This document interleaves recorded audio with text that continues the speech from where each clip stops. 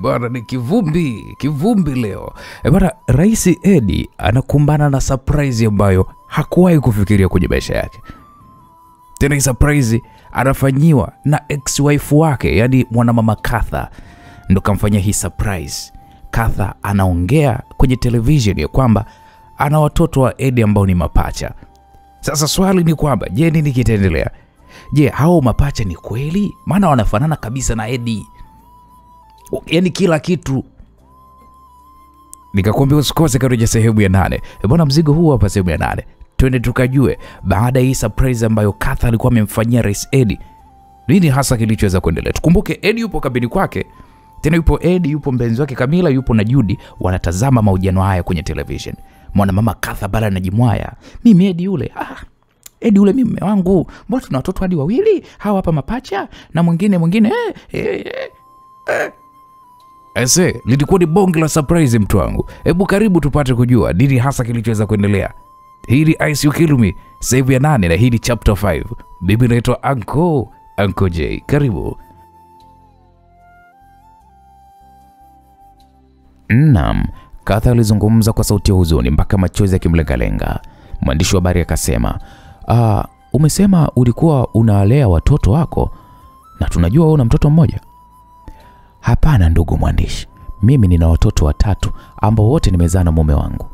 Kutokana na sababu za kiusalama ilibidi 2 hawa ndo ambao wa mwisho kwenda kuwaficha ili kuweza kulithibitisha hili mbele ya dunia ya kwamba mimi na mume wangu Eddie tulikuwa kitu kimoja hadi anauawa kwenye ajali. Naweza nikawaita vijana wangu hapa muwaone, na hiyo ndio kumbukumbu pekee ambayo mume wangu mimi ameniachia. Naam, kwa ile Kurwa na Doto wakaitwa ndani ya studio.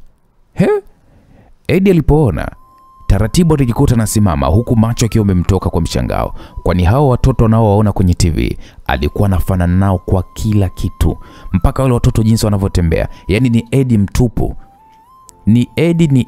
Yani hapa mshikaji DNA haikupinda. Hivi hiki ninachokiona ni movie ama ni nini? Naam, Rais Eddie alijikuta kijiuliza swali hilo ambalo hapakuwa na kuweza kumjibu. Wow. Kwa kweli kwa tuliowahi kumshuhudia Rais Eddie, kwa kweli anafanana sana na vijana wake. Karibuni sana studio. Mwandishi wa habari aliwakaribisha hivyo vijana hao, na wao Kurwa na Doto wakaitikia pale asante. Walipewa viti na kisha wakakaa, huko mama yao Katha akiwa yuko katikati. Mwandishi wa habari aliendelea pale kuuliza swali, je, wanaitwa nani na nani? Mara nyingi huwa ninawaita Kurwa na Doto, na kwa sasa wana umri wa miaka 20. Aise, hongera sana. Nashukuru mwandishi wa habari. Na niendelee pale nilipokuwa nimeishia. Jamani, mimi ni mama, tena mama wa nyumbani. Japo ni mjasiriamali, muda mwingi huwa ninautumia kuweza kuwahudumia watoto wangu, kuanzia Nadia na Hawa naweza nikasema wananihitaji kuliko kitu chochote, kwani baba yao hayuko na sisi. Sijui alipokamatwa na kuwekwa gerezani walimfanya nini wifi yangu hadi akaamua kuweza kuzungumza maneno yale, au sijui alipewa kishinikizo gani kusema ule kweli. Ila mimi pamoja na Judy kusema ule kweli, hadi dakika ya mwisho mauti yanamkuta kama tulivyokuwa tunajua wengi. Nilikuwa naye vizuri sana. Tulikuwa tunazungumza mambo mengi sana mimi na Judy. Wakati huo mwanamama Katha anazungumza hayo, kwa upande wa Judy huko akanasema, huyu mwanamke ni msanii jamani, muongo. Judy alizungumza huko akiwa anaendelea kutazama TV hiyo. Mwanamama Katha kwa upande wake yeye alikuwa anaendelea kuzungumza kwa kusema, na kama hizo tuhuma zingekuwa ni kweli, basi sasa hivi mimi ningekaa gerezani. Hivi jamani, hadi siku ya mwisho mume wangu anasafiri na ile ndege, mimi ndo niliweza kumwandalia nguo. Inakuwaje wasema kwamba mimi nimemuua mume wangu? Hili swala mimi kusema ule ukweli linaniumiza sana mwandishi wa habari, na nataka Watanzania walijue hilo. Mwanamama Katha alizungumza huku akimwagikwa na machozi na kuwafanya wanae hao kuweza kumbembeleza. Mwanamama Katha alijifuta machozi na kitambaa na kisha kakaa sawa. Mwandishi wa habari akauliza pale, "Je, ni kipi ambacho unapendekeza kwa Bi Judy aliyekuwa wifi yako?" Ningependa mamlaka za uchunguzi ziingilie kati. Naamini wifi yangu yupo kwenye matatizo au yuko kwenye mashinikizo makubwa sana. Ama ikiwezekana apimwe akili yake. Na ninaomba sana wana saikolojia waweze kukaa naye na kumhudumia. Unajua mimi nampenda sana wifi yangu Judy. Yeye ndiye baba wa hawa wanangu. Kwani toka hawajazaliwa hawa tulijuana na Judy. Hadi leo mimi nina mibaba kama hii miwili. Sasa tulisikia Judy amekufa. Alikufa naye kwa ajali ya ndege. Ila leo hii tunamwona akiwa hai. Je, unaweza kuhisi ya kwamba mumeo kipenzi anaweza kuwa yuko hai pia?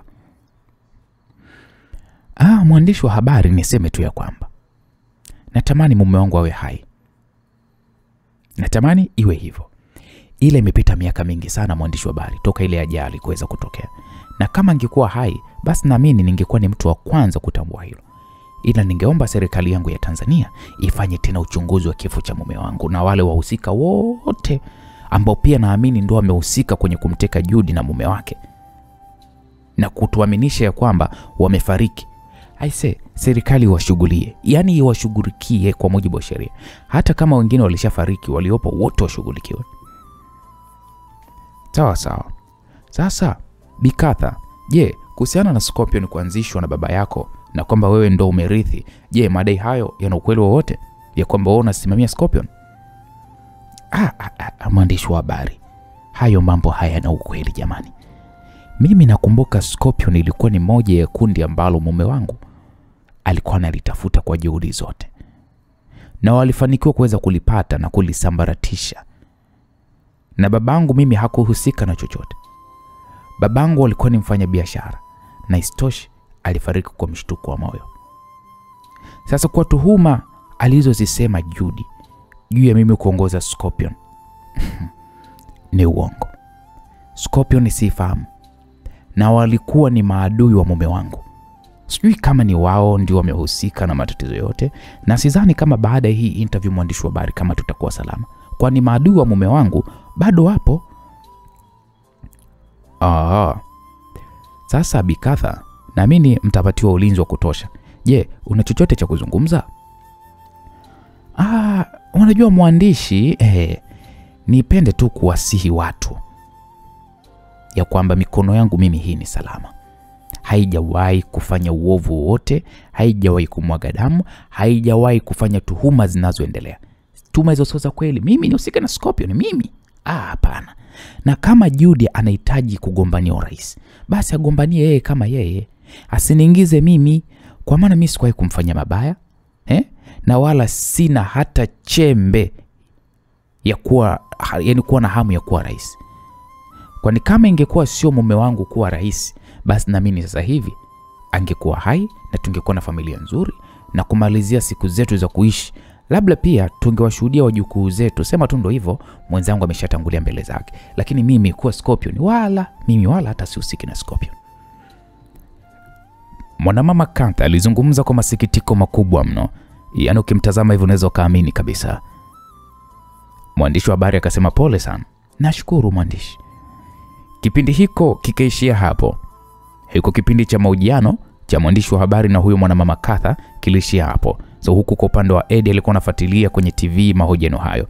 Alimute sauti ya TV hiyo huku akiwatazama Katha akipeana mikono na mwandishi huyo wa habari. Wanae hao pia wakapeana mikono na mwandishi huyo wa habari.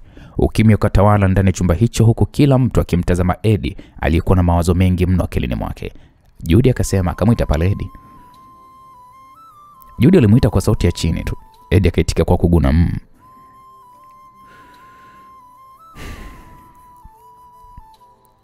Vipi, unaifahamu ishu ya watoto? Aise, sijui kitu. Ina maana kwamba wewe hujawahi kujua kwamba Katha ni mjamzito? Sijawahi kabisa. Unajua Judy, nikwambie kitu kimoja. Ningelijua hili aise, Yaani nahisi, yaani hapa nilipo kwanza sasa hivi nahisi kuchanganyikiwa. Bebe, usichanganyikiwe, Camilla alizungumza kwa sauti ya upole. Camilla akasema, unajua inawezekana watoto wametengenezwa sura. Camilla alitoa wazo hilo na kumfanya Eddie kutingisha kichwa. Hapana, moyo wangu huwa una connection na wanangu. Moyo wangu umehisi kitu baada ya kuona wale watoto.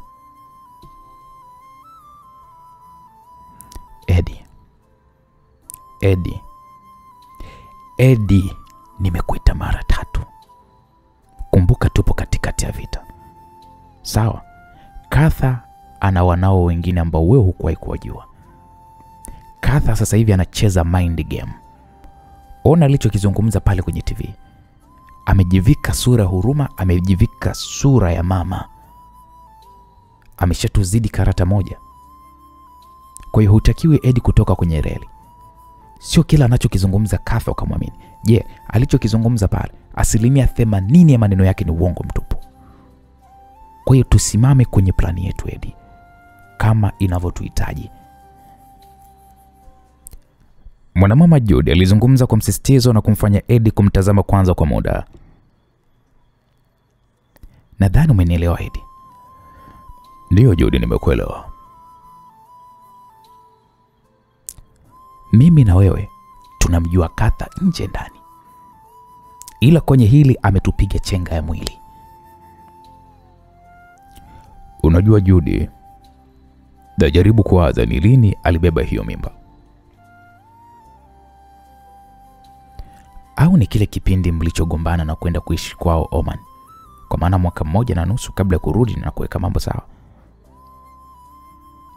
Eddie alikaa kimya kwa sekunde kadhaa huku akijaribu kuvuta kumbukumbu zake.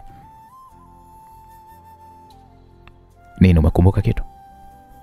Judy aliuliza kwa udadisi, na Eddie akatoka ndani hapo na kumfanya Judy kumfuata kwa nyuma. Wakakaa kwenye bustani ya kupumzikia. Judy aliendelea kumuuliza Eddie, vipi, umekumbuka kitu chochote? Ndio, nakumbuka sasa. Na kweli ni miaka 21 imepita sasa toka ile issue kuweza kutokea. Ilikuwaje? Ilikuwa ni issue ya mimi na Nadia ambaye ni mdogo wake.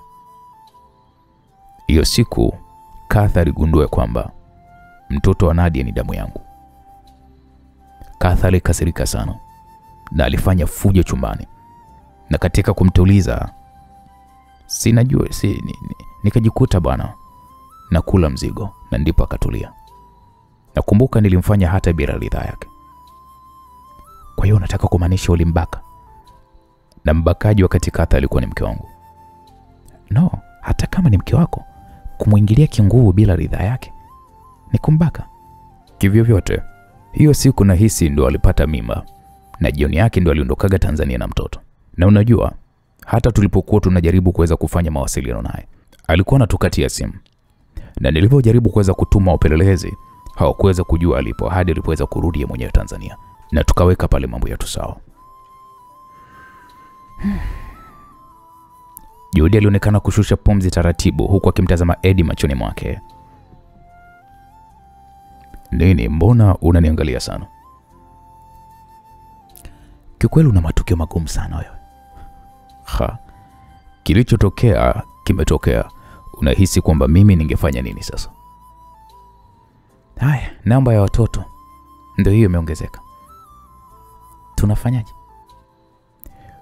Vita inaendelea. Hakuna muda wa kurudi chini. Na lazima uwe rais. Na lazima tuifute Scorpion. Watoto je? Vita hii ni mimi na mama yao. Endapo watoto wakiingilia, Mungu ndiye atakayeamua. Eddie alizungumza kwa msisitizo na kisha kaondoka eneo hilo. Kwa upande wa pili, kijana Doto alionekana kuzungumza huku akicheka. Mama, hakuwa wewe msanii. Yaani hadi machozi yamekutoka ise kwenye ile interview. Hapo naamini baba yenu huko alipo ana pressure ya kupanda na kushuka. Mama, usimuite yule ni baba yetu. yule sisi tunamtambua kama adui yetu.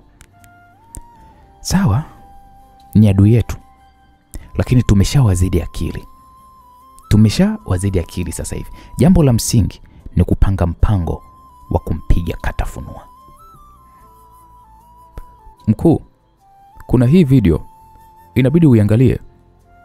Msaidizi wa mwanamama Katha alizungumza huku akimkabidhi Kasa iPad. Huyo si Ghost huyo? Ndiyo mkuu, naye amejinadi kwa kuhitaji kugombania urais nchini Tanzania. Mwanamama Katha na wanaye wakaitazama video hiyo huku ndege yao binafsi waliokuwa wameipanda ikizidi kupasua mawingu kuelekea katika kisiwa chao. Mama, huyu anaonekana ni kama vile mtu ambaye tunaweza kumudu huyo. Unamaanisha nini Kurwa? Kama Judy anataka kiti cha urais, huyu anayetaka kiti cha urais, na sisi mtu wetu ni nani?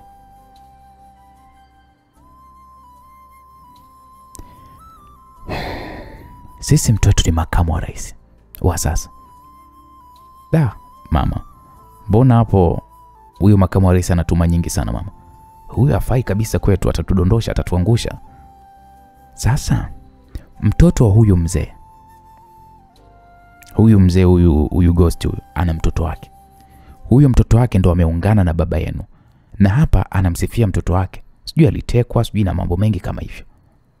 Mama, huyu naye ni kama wewe. Silo umemsifia mumeo na kumwona ni bora. Yote ni kupumbaza tu watu. Inabidi huyu tuunde naye huyu timu huyu.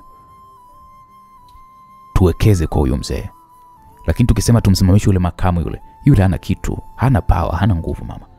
Ila tukiungana na huyu mnayemuita Ghost mama, ndio tutafanikiwa. Sasa na makamu wa rais je, itakuwaje mwanangu? Kwani na madhara kwetu? Sidhani. Mama, kama unahisi anaweza kufungua bakuli lake, tunamshughulikia tu chap. Tunamtanguliza mbele ya Mungu mapema kabisa. Hebu ngoja kwanza, nitamwagiza dada yenu Nadia azungumze naye, na pia tutamsikiliza naye kwa upande wake ana ushauri gani wa sisi kuweza kuungana na Ghost. Mama, tuungane na Ghost ili tushinde hii vita. La sivyo vita itakuwa ni ngumu sana, hasa kwa upande wetu. Na hapa ameshawatuhumu viongozi wako ya kwamba umehusika na mauaji, sijui ya watoto, sijui nini. Mtihani bado uko pale pale mama. Huyu ndo anatufaa sisi tuungane naye. Sawa? Nimewaelewa wanangu. Na ndio maana mimi nawapenda, kwa sababu mnafikiria nje ya box. Mama yenu mimi nimeshaze. Katha akakohoa. Maji mama. Kurwa alizungumza huku akimpa Katha chupa ya maji. Katha akatoa pale kitambaa mdomoni alichokuwa amejizuia nacho kwenye kukohoa. Wanae walishangaa kuona kitambaa kina damdamu. Mkuu, umeacha kutumia dawa? Msaidizi wa Katha alizungumza huku macho yakimtoka. Mama, una ugonjwa gani? Hebu tulieni wanangu, mimi niko sawa. Mama, unasema sawa? Yaani unasema uko sawa ikiwa ile hali tunaona unatokwa na damu? Sema mama, unaumwa nini? Doto na Kurwa walihoji huku akiwa na wasiwasi mwingi mno mbele mama yao. Mkuu, dawa hizi hapa. Msaidizi wa Katha ilibidi amkabidhi Katha kidonge kimoja na akakimeza na maji, na maumivu kifuani mwake yalianza pale kupungua, na kisha baada ya muda yakapotea kabisa. Mama, hebu tuambie unasumbuliwa na nini? Dokta alisema nina Mwanamama Katha alimtazama msaidizi wake na akatingisha kichwa kimaanisha kwamba aendelee kuzungumza, kwani wanaye hao wana haki ya kuweza kufahamu kile kinachoendelea mwilini mwake. Nini mama? Ninanyemelewa na saratani ya mapafu ambayo imesababishwa na uvutaji mkubwa wa sigara na unywaji mwingi wa pombe kali. Oh, Mungu wangu. Sio kwamba nina saratani, hapana. Ninanyemelewa na hilo tatizo. Hivyo siku mbili hizi toka nimetoka kukumbana matatizo yaliyosababishwa na yule mpuuzi, nimesahau kunywa dawa na nimekuwa nikilewa na kutumia sigara mfululizo. Kuru alikunja ngumi huku machozi yakimlengalenga na macho yake yakiwa yametawaliwa na uwekundu utokanao na hasira. Nitamua mimi huyo mzee na kuapia haki ya Mungu. Mimi nitamua kwa mikono yangu mimi mwenyewe. Mama, na kuahidi tutamfanya alipe kwa kila dhambi aliloweza kukusababishia. Asanteni sana wanangu. Na wategemea nyinyi. Walimkumbatia pale mama yao huku akilia kwa uchungu na mioyo yao ilizidi kuongezeka chuki dhidi ya Eddie. Itakuwaje sasa? Patamu hapo. Naam, msikilizaji, kwa upande wa makamu wa rais, akachangua pale mafaili yote yaliyokuwa mezani kwa hasira kweli kweli. Taarifa ya kushutumiwa na Ghost na kuvuja kwa video ya jinsi walivyokuwa wanamuua Ryan tena kwa sumu ilikuwa imemfanya moyo wake kuchefuka kweli kweli. Lazima nikuue. Hutogombania urais wewe, lazima ufe. Naam, alikuwa ni makamu wa rais akizungumza hivyo huku walinzi wake wakiwa wamesimama nje ya mlango wake wa ofisi. Mzee kwa sasa hataki kuona na mtu. Naam, huyo ni mmoja wa mlinzi alizungumza huku akimtazama Flora aliyetaka kuingia ofisini hapo kwa baba yake. Flora alimtazama mlinzi huyo kwa macho makali, alimpiga kikumbo na kisha kaingia ndani. Flora akatazama mafaili yaliokuwa yamezagaa pale chini. Lazima afe. Makamu wa rais alizungumza huku akiwa na mwagiko na jasho kweli kweli. Flora alipotokea akasema, baba. Nini? Makamu wa rais alijibu kwa ukali huku akimtazama binti yake Flora aliyekuwa amesimama mbele yake. Tunafanyaje baba? Tunafanyaje nini? Lazima yule mshezi ni muue. Nasema tena, haki ya Mungu, sitokubali kuona wanakuja kugombea urais kwenye nchi. Labda mimi niwe nimekufa, nitamua kwa mikono yangu mimi mwenyewe. Makamu wa rais alizidi kuzungumza kwa ukali na kufoka na kumfanya Flora ashushe pumzi nyingi, kwani alikuwa ametoka kuona kampeni inayozidi kushika kasi katika mitandao ya kijamii, Facebook, Twitter, Instagram, TikTok, wananchi wakishinikiza viongozi hao ili kuweza kuachia madaraka na hatua za kisheria zichukuliwe dhidi yao, jambo ambalo ni baya sana kwa familia yao na mipango yao pia, maana kitakwenda kubuma. Flora ilibidi amsogelee baba yake karibu. Alimtazama machoni mwake na kisha akamwambia, baba, kuna njia nyingi sana za kutoka kwenye hii kashfa. Njia zipi? Wewe niachie mimi hilo kwa sasa, tuliza tu akili yako. Hivi wewe Flora, nimekuachia mambo mangapi? Nimekuachia mambo mengi sana. Na lipi ulilolifanikisha kati hayo? Lipi labda utazungumza na nikakuelewa ya kwamba umefanikisha? Ona sasa nafasi yangu uko gombani urais imekuwa ni finyu. Unahisi wananchi watanielewa? Makamu wa rais alizidi kufoka kwa hasira kweli kweli. Flora akakaa kimya huku akimtazama baba yake aliyekuwa na mwagiko na jasho. Mlinzi wa makamu wa rais akaingia hapo. Akasema, mkuu, Mheshimiwa rais anapiga simu. Makamu wa rais alishusha pumzi huku akitazama simu anayopewa na mlinzi wake. Alichukua na kisha kaiweka sikioni. Ndio, halo. Sasa wewe makamu, naamini umeona alichokizungumza Ghost. Ndio nimekiona na kimenichanganya sana akili. Akili kwa lipi sasa? Rais Dismas, huoni tumetuhumiwa kwenye mambo ambayo aliyozungumza? Ametuhumu na sio kuthibitisha na ushahidi. Hatujaonekana sehemu yoyote zaidi ya kuongea yeye alichokuwa amekiongea. Nitalihutubia taifa baada ya nusu saa. Ninachokihitaji ni wewe makamu wa rais kutulia na usijibu sehemu yoyote na wala usifanye jambo lolote la kipumbavu, kwa maana inaonyesha jamaa hawa wanatufuatilia kwa kila jambo. Sawa mheshimiwa, nimekuelewa mkuu. Rais alikata simu na kumfanya makamu wa rais kumrudishia simu mlinzi wake. Akatoka pale ofisini na akamwacha makamu wa rais akiwa kuna binti yake Flora.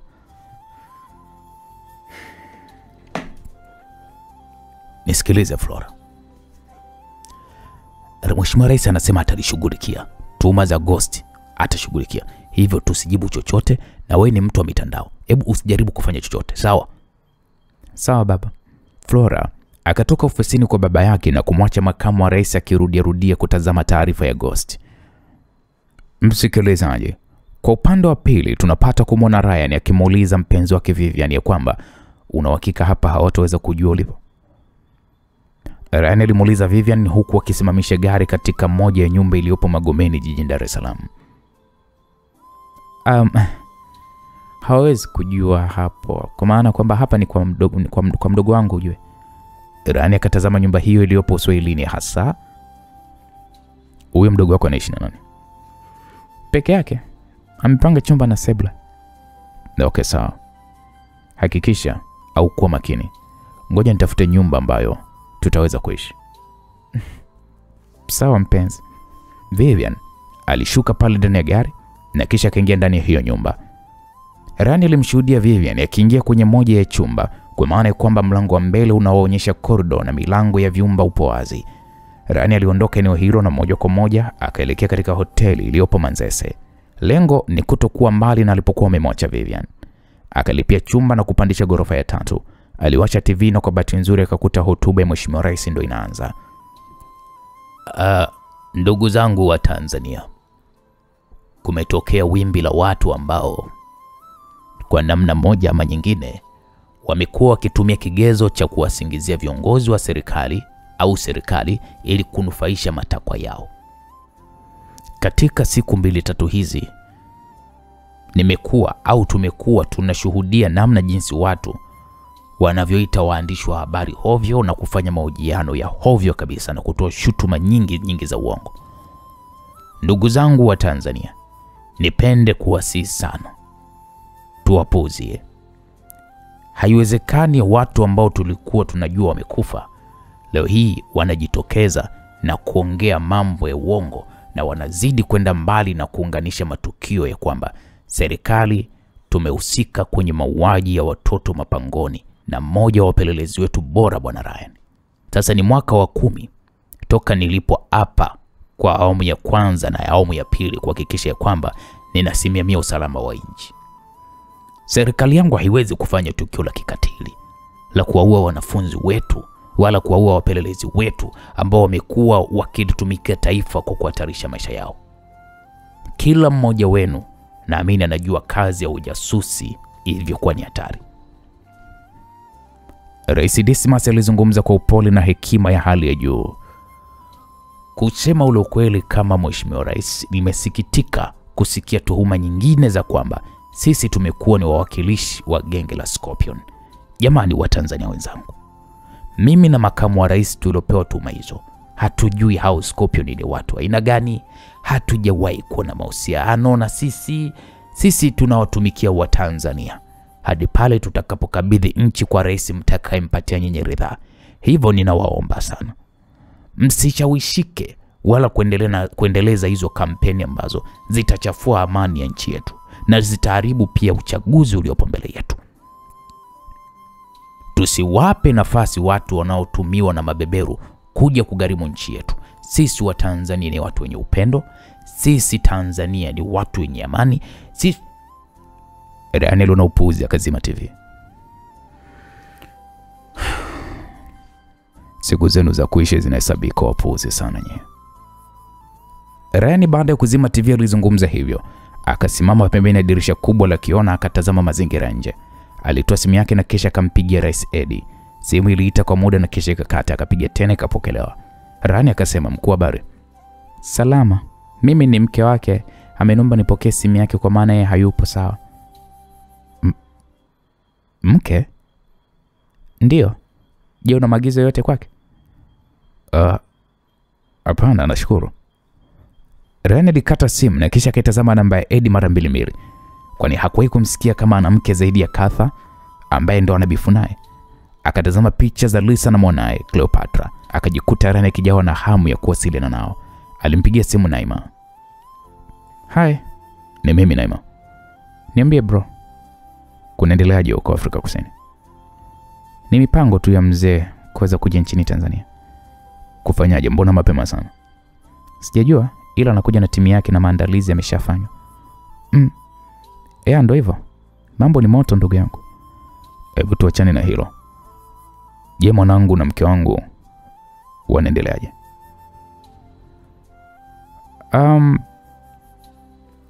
Wanaendelea vizuri. Hebu sikia. Ikiwezekana nitaomba uwapige picha. Uwatumie niwaone. Hakuna tatizo ndugu yangu, limeisha hilo. Ndoke poa baadaye. Ryan alikata simu huku akiwa anajiuliza pale anaanza kupima uzito wa nani awe wa kwanza kuweza kumshughulikia kati ya makamu wa rais au Ghost. Habari yenu warembo. Naam, upande huu tunapata kumuona mwanajeshi anayelinda geti la ikulu. Ikulu anayokaa makamu wa rais. Mwanajeshi huyu alizungumza huku akimtazama Rosie anayeendesha gari la kifahari aina BMW. Boss anahitaji kukutana na rais. Mwanajeshi huyu ilibidi achungulie nyuma. Alimtazama Nadia aliyekuwa amevalia suti nyeupe na tai nyeusi. Mwanajeshi mwenzake akamsogelea mwenzake na kumnongoneza, wageni muhimu hao wa mkuu. Hawaacha tu wapite. Okay, karibuni sana. Mwanajeshi huyu alizungumza huku akitabasamu. Geti likafunguliwa na taratibu wakaongozana pale na gari ya wanausalama waliokuwa wamewapokea getini na moja kwa moja wakapelekwa katika ofisi maalum ya makamu wa rais ambayo huwa ndo anaitumiaga kwa wageni binafsi. Rosie alionekana kushuka ndani ya gari akamfungulia pale mlango Nadia. Nadia akashuka huko akiwa amevalia miwani meusi. Akatazama jengo la ikulu ambapo ndipo alipokuwa amezaliwa na kukua katika jengo hilo. Karibuni. Mwanausalama mmoja alizungumza na moja kwa moja wakaingia katika ofisi hiyo. Wakamkuta pale makamu wa rais. Ilibidi wasalimiane. Karibu sana mkuu. Makamu wa rais alizungumza huku akipiana mikono na Nadia. Nashukuru. Nadia akamruhusu Rosie kutoka ndani ya ofisi hiyo na walinzi wa makamu wa rais nao pia wakatoka ndani ya ofisi hiyo. Naamini utakuwa unatambua juu ya ujio wangu. Ndio mkuu. Naona mambo yanazidi kuwa ni mabaya kadiri siku zinavyozidi kwenda. Je, una mpango wote ambao utakufanya uwazuie wapinzani wako? Mkuu, najua njia zipo na nimezungumza na Rais Dismas, tayari ameshatoa hotuba yake muda mchache uliopita. Na nikuhakikishia kwamba tunakwenda kuwachakaza maadui wetu. Nadia alikunja pale miguu yake na kuweka 4 huku akimtazama makamu wa rais. Mmefikia wapi kuwapata wahusika walioua watu wetu? Vikosi vyetu bado vinaendelea kuifanya kazi hiyo kwa nguvu zao zote na tuna uhakika ya kwamba tunawakamata. Najua unakumbuka kwamba mimi ndo nilikupatia miezi 3. Japo sura hukuiona ila sauti unaikumbuka, si ndio? Ndio mkuu, ndio. Na nafurahi sana kuweza kukutana wewe macho kwa macho. Kashfa ya kumwangamiza Ryan kwa sumu. Je, umepangaje kuikabili kwenye uchaguzi? Ni kuendelea kupinga tu mkuu. Tunakanusha kisawasawa kwamba sisi hatuhusiki. Nadia alisimama na kuitazama ofisi hiyo ambayo baba yake alikuwa anitumia kama ofisi yake binafsi. Sasa kitu cha kuzingatia, ndio mkuu, hatutokuwa na nafasi ya pili pale utakapokosa mwelekeo. Nisikufiche, tutamwandaa mbadala kwa ajili yako. Hivyo jiandae kisaikolojia. Ila mbona mimi nimefanya mengi sana kwa ajili ya Scorpion? Sio sababu. Unapopewa ng'ombe mzima umle, hutaki kubakiza hata mkia. Na mimi unaelewa, na mkia ukikushinda usimtafute mtu wa kumlaumu. Makamu wa rais alimtazama Nadia kwa macho makali. Nashukuru kwa muda wako. Nadia alizungumza huku akimpa mkono makamu wa rais. Akamtazama kwa hasira kweli kweli na kisha akaupokea huo mkono huku akiwa amenuna kweli kweli. Yoyote atakayenizuia mimi kuwa rais nitamua. Haijalishi ni nani. Maana yako ni nini yani? Maana yangu atakayegombania hiki kiti nitamua. Makamu alizungumza huku akitabasamu. Na okay. Akamsindikiza Nadia hadi ilipo gari lake. Rosie alifungua mlango akaingia na kisha wakaondoka ikulu hapo. Mkuu alipiga simu, alisema ukitoka kwenye mkutano umpigie. Nadia ilibidi ampigie mama yake alipopewa taarifa hiyo na Rosie. Yes, hello mama. Sasa nimezungumza na wadogo zako hawa mapacha na wametafakari kuhusiana na hotuba ya Ghost na kuona kabisa makamu wa rais hana sifa za kuwa kiongozi. Wamependekeza ikiwezekana tuunganishe nguvu na Ghost tumsimamishe yeye agombanie urais Tanzania. Mama, unajua sio wazo baya, kwa maana kwamba mimi nimetoka kuongea na huyu muoga. Naona kabisa ameapia kumuua yote atakayemzuia kugombea urais. Kwa hiyo hata sisi atatuua. Ndio maana yake. Huyu hivi anaanza kuchanganyikiwa Mama, unashaurije? Kwa maana kwamba ana tuhuma nyingi sana ambazo wananchi sio wajinga au sio wapumbavu. Ni kweli. Ila kinachonumiza akili, Ghost atakubaliana na sisi kweli? Mama, ni heli kupata 50 ya 50 kuliko kukosa vyote mama. Vuta picha tunaipoteza Tanzania. Ni uwekezaji wetu utakuwa katika hali gani ambao tumewekeza? Utakuwa kwenye hatari sana mama. Alafu unajua kwamba Raya ni baba yake ndo Ghost. Naelewa mama. Ila kwa kumsaidia Judy, sidhani kama atakuwa na mahusiano naye mazuri. Nimeipata namba ya Max. Acha nifanye naye mawasiliano na kisha tutajua nini cha kufanya. Sawa mama. Utanipatia majibu. Nadia alikata simu na kuirudisha mfukoni. Mkuu, uvaji wako leo ninaufananisha na dada moja hivyo wa Kimexico. Rose alizungumza kwa kitabasamu. Nani huyo?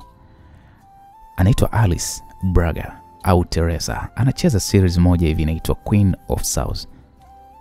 Sijawahi. Nitakutumia Telegram. Ni series nzuri sana. Asante Rose. Unaweza kunishauri jambo Rose? Bila shaka mkuu. Kwa tuhuma zinazomkabili huyu makamu wa rais, je, unahisi anatufaa kweli kwa rais? Rose alipunguza pale speed ya gari na kisha akasimama katika mataa. Kwa kweli sidhani mkuu kama atafaa. Tumfanyaje? Najua ni maamuzi magumu sana mkuu, ila ikiwezekana uawe kiakili kutokuleta mjadala kwa wananchi. Nadia alishusha pumzi taratibu huku akitafakari ushauri wa Rose, ambao kwa namna moja ni ushauri mzuri, lakini kwa namna nyingine ni ushauri mbaya. Kwa upande wa pili tunapata kumwona Flora akizungumza kwa kusema, baba, sura yake yule mwanamke kama sio ngeni machoni mwangu. Flora alizungumza huku akiwa anaingia ndani ya ofisi baba yake. Baba yake akamwambia, nimekuwa surprised hata mimi mwenyewe. Yule mtoto ni mtoto wa Rais Eddie ambaye mama yake ni Katha. Kwa shutuma za Judy ya kwamba Katha ni mkuu wa Scorpion ni za kweli? Ndio. Ni kweli kabisa, kwa maana mtoto wake ndio huyo aliyekuja kumwakilisha mama yake. Ila kuna jambo moja mwanangu. Huyu binti amekuja hapa ameniambia sijalipenda kabisa. Jambo gani baba? Wamesema wameshaanza kuandaa mtu kuweza kuchukua nafasi yangu endapo nisipofanikisha kuwazuia Judy na Ghost kugombania urais. Washenzi kweli. Yote uliowafanyia baba, bado wanakuletea upuzi wa namna hii? Ndio hivyo mwanangu. Eti nimekula ng'ombe mzima na shindwa kumalizia mkia. Sasa umeamwaje baba? Nilichokiamua ni kusimama mimi kama mimi. Unamaanisha nini? Ninaachana na Scorpion mazima. Na ninasimama kama makamu wa rais. Na plani iliyopo mezani ni kuanza kumuua rais. Na kisha kumuua hiki kipanya hiki cha Scorpion. Kwa miezi hiyo iliyosalia nitaongoza nchi nje ya katiba na nitatumia dola kubaki madarakani. Makamu wa rais alizungumza kwa kujiamini huku akimtazama Flora usoni mwake na kumfanya Flora kutabasamu, kwani mipango ya baba yake kwa upande wao ni mizuri kuliko kusubiria msaada wa Scorpion ambao kwa namna moja ama nyingine wameshapoteza uaminifu kwa upande wao. Ila katikati ya watu wako wanaokulinda kuna Scorpion. Kama utaweza, inabidi misheni hii baba uniachie mimi. Misheni hii ni ngumu sana mwanangu. Tukifeli hata hatua moja, tambua kifo kitakuwa kiko juu yetu. Najua baba, na ninaelewa umuhimu wa hii kazi. Kwa sasa hivi ninakuomba uamini kwenye hili. Na kama umeamua kuweza kufanya maamuzi, basi fanya maamuzi sasa. Hatuna muda kuweza kurudi nyuma. Nimeamua mwanangu kwa moyo mmoja. Sawa baba, kuna vitu mimi nahitaji uniwezeshe. Nini na nini? Nahitaji kuibadili simu yangu. Kwa nahitaji ninapokwenda kuifanya kazi hii nisijulikane. Nikishabadilisha sura, nahitaji kwenye akaunti yangu ya nje niweke kiasi cha dola milioni 10. Alafu utaona nitakachoweza kukifanya babangu. Pesa hizo sio tatizo. Kubadili sura hiyo pia haina tatizo. Ila hilo lisifanyikia hapa Ikulu. Si unajua kwamba macho ya watu ni wengi.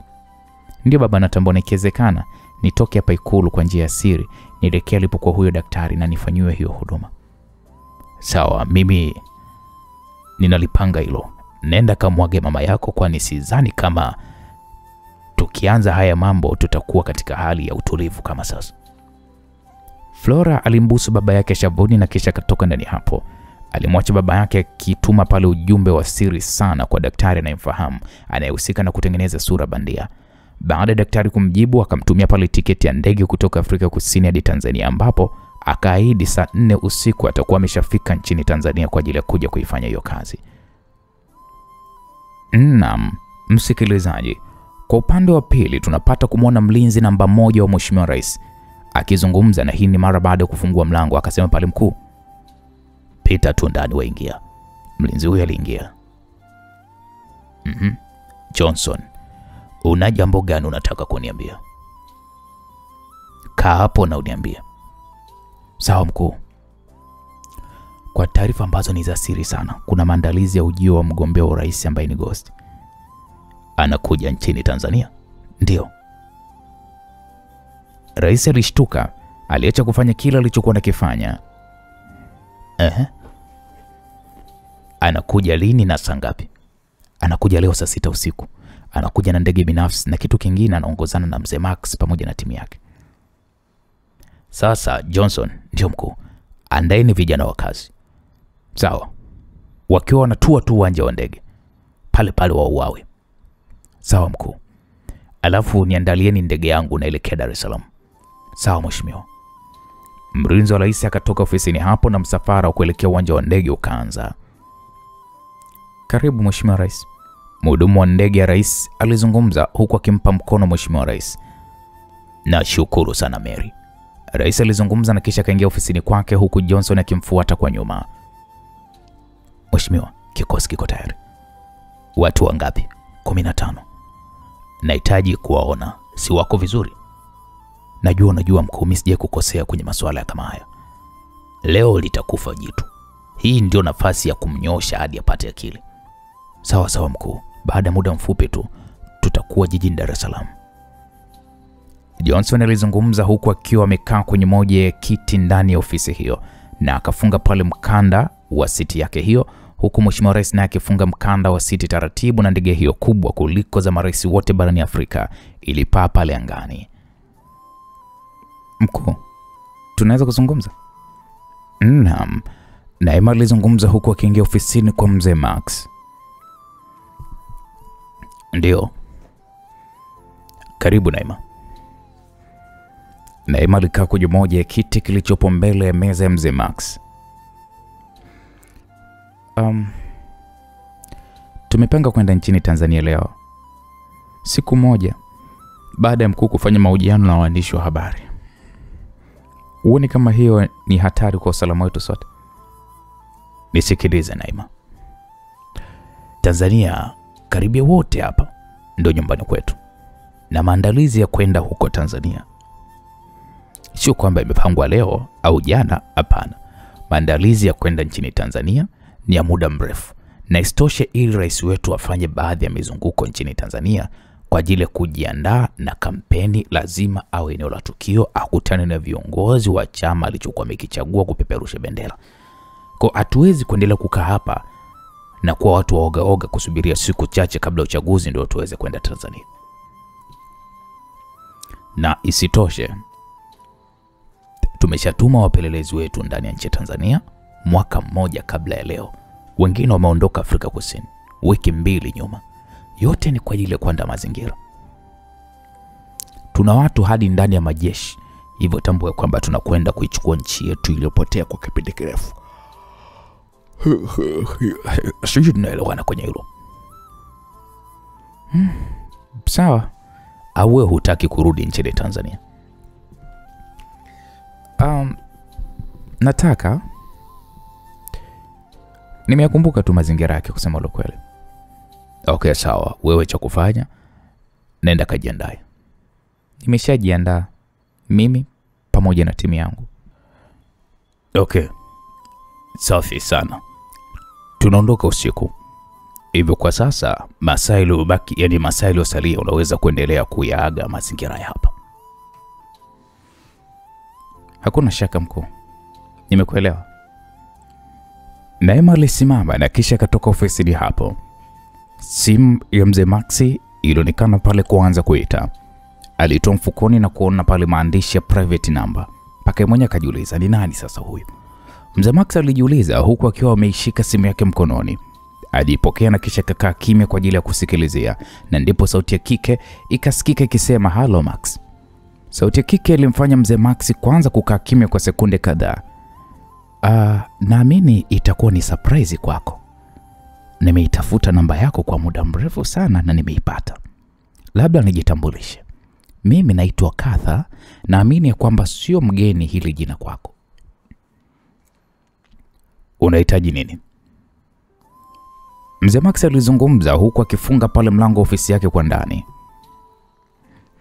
Mimi nina pendekezo la kimaslahi ambalo kwa namna moja ama nyingine ninaamini kwamba sisi sote tutakuwa ni wanufaikaji katika hili. Endelea. Japo sijui mambo mengi kuhusiana na wewe pamoja na Ghost, ila tambua kwamba mimi nimevutiwa na nyinyi na nina pendekezo la kwamba niwaachie Tanzania na niwaunge mkono kwenye kampeni ya uchaguzi unaokuja ili kumwangusha Judy. Inaonekana yule mpuzi wenu mlomsimamisha hana nguvu tena, si ndio manake? Max, hapa wa kumogopa ni Judy. Eddie ana nguvu kubwa kuliko ile ambayo tulikuwa tunaifikiria. Eddie ana makomando ndani pamoja na nje ya Tanzania. Eddie ameishika Tanzania kwenye kila kona. Hebu fikirieni mara mbili. Mtu ambaye alikuwa ni rais na aliyeifanya Tanzania kuwa na nguvu kubwa duniani, leo hii anamsimamisha mtu wake aje kuwa rais. Hapo mnafikiria kwamba itakuwaje? Mzee Maxi kwanza alishusha pumzi. Na kwa taarifa yangu ya wapelelezi wangu waliopo nchini Tanzania, wanatambua ni muda gani mnafika nchini Tanzania, na wameshaandaliwa watu wa kuwaua mkifika pale. Hivyo sio sehemu salama kwa nyinyi kurudi peke yenu bila kuwa na support yangu, kwani mnaweza kujiamini ila mkajikuta katikati ya matatizo. Andika kodi namba ambayo ukiingiza hiyo basi utaipata namba yangu. Hii ndilo kupigia. Mzee Max aliandika kodi alizotajiwa na mwanamama Katha, na kisha mwanamama Katha kakata simu na kumwacha mzee Max akiwa anajikuna kichwa. Akasimama na kutoka ofisini hapo akaelekea ofisini kwa Ghost. Ghost akamuuliza, "Swaiba, vipi, umeshamaliza kuandaa mazingira yako?" Ghost alimuuliza Max, na hii ni mara baada ya kumwona Max akiwa ameingia ndani hapo.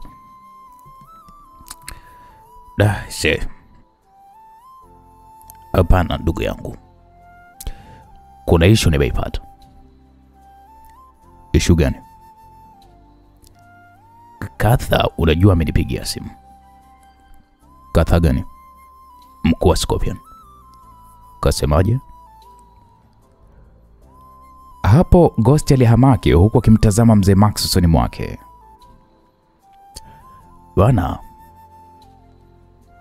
anataka kutuachia Tanzania, na kwa taarifa aliyokuwa amenipatia ni kwamba kuna kikosi cha watu kimeandaliwa kwa ajili ya kuweza kutuua tukikanyaga tu nchini Tanzania. Wanajua mpaka muda tutakaokuwa tunaingia nchini Tanzania.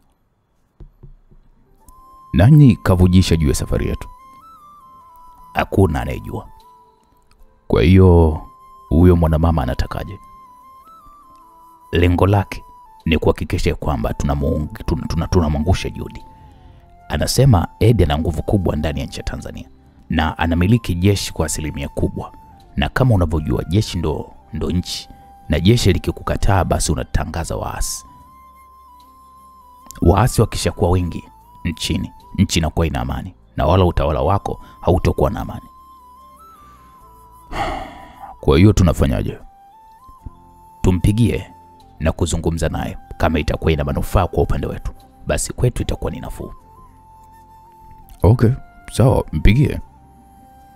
Mzee Max kwa haraka akampigia pale mwanamama Katha na simu ikapokelewa na kisha kaiweka loudspeaker. Sikutarajia simu yako kwa muda mchache kama hivi. Ghost anakusikiliza. Oh, habari yako bwana Ghost? Salama, habari yako? Nashukuru niko salama. Naamini Max amekueleza machache niliyomweleza. Ndiyo, nakusikiliza. Najua ndoto zako ni kuwa rais wa Tanzania. Scorpion siku zote tunawapa support wale watu ambao tuna uhakika wa kushinda. Najua mnajua tulipanga kumsimamisha makamu wa rais wa sasa aje agombanie kiti cha urais. Lakini shutuma ambazo umempatia sidhani kama zinaweza kumpatia ushindi kama vile tulivyotarajia. Hivyo kitu ambacho tunahitaji ni kukuunga mkono ili tusiipoteze Tanzania jumla. Kama vile ambavyo tutaipoteza kwa Judy, kwa maana kwamba si wewe wala sio sisi tutakaoweza kushinda. Sote tutapoteza. Hivyo nimeona ni vema tukaunganisha nguvu zetu kukusapoti wewe ukawa ni mshindi. Kwanza ngoja hapa, kwa nini tupoteze? Eddie ana nguvu kubwa sana. Kama ulikuwa haujui ni kuambia hilo Ghost. Eddie ana nguvu kubwa kuliko tulivyokuwa tunajua. Na nimemwambia hapo Max. Eddie ni mtu mmoja hatari sana. Na anapohitaji kitu chake huwa hashindwi kukikamilisha kwa wakati anaohitaji. Ila tukichanganya nguvu zetu, sisi pamoja na ninyi, tunaweza tukashinda kwa asilimia kubwa. Ni mbaya sana kila mmoja akasimama peke yake. Kwani wewe utashindwa na sisi tutashindwa. Siku zote umoja ni nguvu. Hivyo hakutokuwa na mshindi kati yetu endapo tusipoweka umoja. Je, upo tayari kuweza kupoteza kila kitu? Miaka yote uliokaa ukisubiria muda na wakati kama huu alafu ushindwe, utajisikiaje kwenye hilo? Swali la mwanamama Katha lilimfanya Ghost kumtazama sana mzee Max. Na kitu kingine ambacho ni taarifa ya kuaminika ni kwamba rais ameshaandaa kikosi cha watu ambao watawaua. Wanajua muda ambao mtafika nchini Tanzania, na hata mkifanikiwa kumpwepa huo mtego na mkaingia nchini Tanzania, basi tambueni kwamba hamtokaa mkafanya chochote cha kueleweka cha kisiasa ndani ya nchi ya Tanzania. Tuongee biashara, maslahi yatakuwa ngapi kwa ngapi? Tutagawana utendaji wa kazi 50 kwa 50. Hapana, fanyeni 70 kwa 30. Ghost alizungumza na kusikilizia jibu la mwanamama Katha. Mwanamama Katha akasema 35 kwa 65. Hiyo ndio ofa ambayo tunaweza kufikiana. Ghost alimtazama Max na Max alitingisha kichwa. Ghost akaitikia kwa kusema sawa. Tumekubali kuunganisha nguvu. Ila kitu kimoja. Tunafanya kazi kama washirika na sio kama mtu na bosi wake. Sitoripoti chochote kwako kwa maamuzi ya nchi. Utanipatia vipaumbele vyako na sisi tutakupatia vipaumbele vyetu kwa makubaliano ya kiapo cha damu. Hakuna shaka Ghost. Ila hakikisha jina lako la Ghost halitoki kwa wananchi. Aliwezi kutoka. Nilisikia mwandishi mmoja wa habari alikuuliza juu ya hilo jina. Hivyo kuwa makini. Naamini sasa hivi yupo kuzimu na shetani wanaendelea kula mateso. Nafurahishwa sana na utendaji wako wa kazi Ghost. Basi nitasimamisha timu yangu na timu yako iweze kukulinda nchini Tanzania. Hivyo upo free kuendelea na safari yako ya kuja nchini Tanzania. Hao watu walioandaliwa kuniua ni watu wako kumbe? Hapana, ni rais na kikundi chake. Wasafishwe kabla sijaweza kukanyaga nchini Tanzania. Andika limeisha hilo Ghost. Watauawa kitaalam na hakuna atakayejua walikuwa na mpango gani. Ninahitaji tukutane uso kwa uso ili kuweza kuingia makubaliano hayo. Hakuna shaka Ghost. Ila kwa Tanzania mtapokelewa pale na binti yangu ambaye ndiye mrithi wangu kwenye hii nafasi. Kwani baada ya uchaguzi mimi nita step down kumpisha yeye kuweza kuongoza hii organization. Sawa. Ila hatutohitaji usaliti wa aina yoyote. Kwani usaliti wa aina yoyote, unajua madhara ya usaliti ni nini? Kwa 100% na uhakikishia hilo halitatokea. Tunashukuru. Naam. Ghost alikata simu na kumtazama Max. Hivi Max, unaamini maneno ya huyu mwanamke?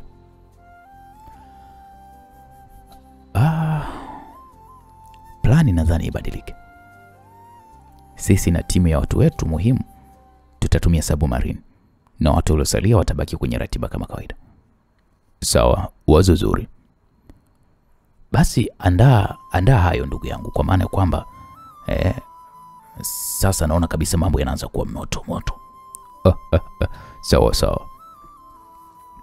Maxi akaondoka ndani hapo na kumwacha Ghost akiandaa mipango yake ya kisiasa, hususan ya kuwahutubia wananchi katika kampeni za uchaguzi. Naam, msikilizaji. Kwa upande wa pili, mkuu, rais anatoka Dodoma na anakuja Dar es Salaam. Mbona hajanifahamisha? Ndio hivyo, yuko njiani anakuja. Huku sijui kuna issue gani. Okay, sawa. Nenda. Naaminia anajua anachokifanya. Makamu wa rais alizungumza na sekretari wake, akatoka ndani ya ofisi na kumfanya pale makamu wa rais kutabasamu. Sasa naona panya wa kwanza anajileta mtegoni. Na kwenda kuimaliza kazi yangu kiurahisi kabisa, kwa sababu hutorudi tena Dodoma. Makamu wa rais alizungumza huku akiwa amejawa na tabasamu pana mno usoni mwake, kwani anajua anachokwenda kukifanya ni kuhakikisha anamuua Mheshimiwa Rais Dismas ili abaki yeye mwenyewe madarakani, na kama katiba inavyohitaji yeye ndio atayapishwa kuwa rais, na katika muda uliosalia hadi kufikia kwenye swala zima la uchaguzi atahakikisha anafanya kila linalowezekana abaki madarakani, hata kwa kutumia nguvu ya dola. Naam, msikilizaji. Makamu wa rais alitoka ofisini kwake na kuelekea nyumbani kwake. Moja kwa moja akapitiliza na kuingia chumbani kwake bila hata ya kumsalimia mke wake aliyekuwa amekaa tu pale sebleni. Makamu wa rais akaingia chumba cha siri kilichopo ndani ya chumba chake, ambacho chumba hicho hutumika kwa kiongozi kuweza kujificha kama ikulu itapata tatizo la kuvamiwa. Alifungua kisanduku kidogo cha chuma kinachotumia namba za siri kufungua, akatoa kichupa kidogo chenye sumu inayomuua binadamu akiwa usingizini. Sumu hiyo akaiweka ndani ya koti lake na kisha akatoka ndani hapo na kukutana na mke wake. Mke wake akamwambia, "Baba Flora, kuna nini?" "Kuna nini? Mbona sikuelewi?" Unaonekana hauko sawa mme wangu, na kama kuna jambo unataka kufanya hivi."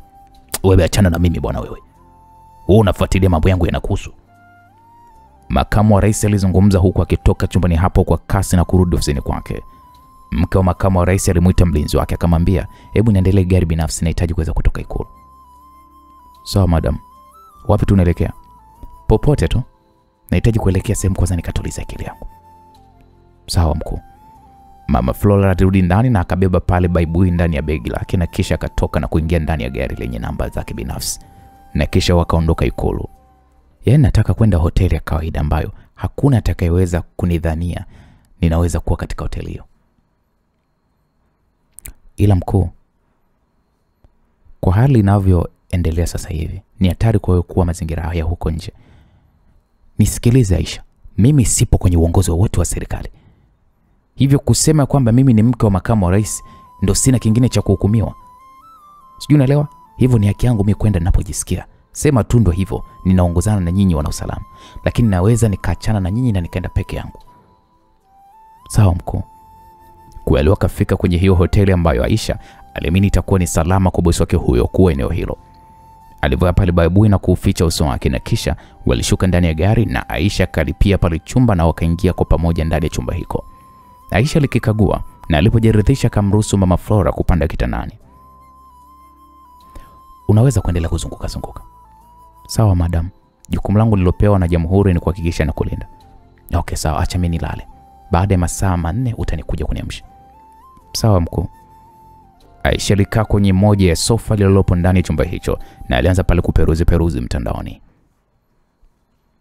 "Hey. Hello." Naam, upande wa pili Ryan alionekana kuzungumza, na hii ni mara baada ya kuipokea simu yake aliyokuwa ameiweka chini ya mto, kwani uchovu ulikuwa umempitia. "Ni mimi." "Niambie Naima." "Leo saa 6 usiku tunaingia nchini Tanzania." "Leo?" "Ndio. Tunakuja na ndege na kama kutakuwa kuna mabadiliko nitakufahamisha." "Okay sawa, je mnakuja na familia yangu?" Sidhani. Nifahamishe kile kinachoendelea. Poa. Neema alikata simu na kumfanya Ryan taratibu akae kitako kitandani. Alitazama saa mkononi mwake iliyokuwa inaonyesha ni majira ya saa 11 za jioni. Akaingia bafuni, akaoga na kisha karudi chumbani. Ryan akaitazama simu yake kwa sekunde kadhaa na kisha akampigia Vivian. Hello baby. Niambie mke wangu, unaendeleaje? Niko salama penzi, vipi? Za muda. Nashukuru Mungu. Mbona unapiga miayo? Unajua nilikuwa nimelala, nimechoka bala. Pole mpenzi wangu, leo siku ilikuwa ndefu sana kwetu. Mazingira hapo yanasemaje? Yapo safi, natazama movie za Kikorea tu hapa. Okay, sawa, nilihitaji kukujulia hali tu. Hakuna shaka mpenzi, I love you. I love you too. Rani akakata simu na kisha akaufungua ujumbe wa message uliokuwa umetoka kwa Nadia. Unaendeleaje? Rani alitazama ujumbe kwa sekunde kadhaa uliokuwa unamuulizia hali yake anaendeleaje, na kisha akaujibu kwamba salama mrembo, mambo vipi? Haikuisha hata dakika moja Nadia akajibu, salama. Leo siku utakuwa free nikutoe chakula cha usiku. Chakula cha usiku? Rani alizungumza kwa kitazama simu hiyo. Akajibu pale, ndio, nipo free. Utanifahamisha ni muda gani nijiandae? Unaonaje ukaja nyumbani kwangu nikakuandalia chakula nilichokuwa nimekipika mwenyewe? Wewe namuogopa shemeji nisije nikatolewa roho. Hamna bwana, mimi niko single. Acha kunitania, mtoto mzuri kawe uwe single. Haki ya Mungu vile, unajua mimi niko single. Okay, sawa basi, utanitumia location ili nijipange vizuri.